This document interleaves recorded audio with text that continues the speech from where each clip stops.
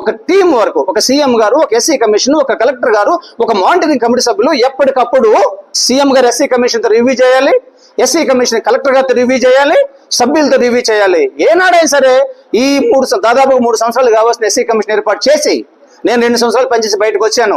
ఈ 3 సంవత్సరాల కాలం ఏనాడైనా సరే రాష్ట్ర ముఖ్యమంత్రి జగన్మోహన్ రెడ్డి గారు ఎస్సీ కమిషన్ తో సమావేశం అయ్యారా? ఎస్సీల మీద జరుగుతున్న దాడుల గురించి ప్రస్తావించారా? ఎస్సీలు ఎలా ఉన్నారు, వాళ్ళ జీవనశైలి ఏ విధంగా ఉంది, వారి మీద దాడులు ఏంటి, హత్యలు ఏంటి, మానభంగాలు ఏంటి, మంచి ఏంటి, చెడ్డ ఏంటి, ఎలా ఉందని చెప్పేసి నేనాడైనా సరే చైర్మన్ గారిని కానీ ఎమ్మెల్యే గారిని కానీ పిలిపించుకొని మీరు రివ్యూ చేసినటువంటి దాఖలాలు ఏవైనా ఉన్నాయా? ఒక్కటంటే ఒక్కటి చూపించగలరా మీరు? No, nothing, not at all. పోనీ ఎస్సీ కమిషన్ ని జిల్లాలకు వెళ్ళి కలెక్టర్ గారితో రివ్యూ చేసేటువంటి అవకాశం మీరు మాకేమైనా కల్పించారా? ఒక్క రివ్యూ మీటింగ్ మేము చేయగలిగామా? ఎక్కడా కూడా లేదు.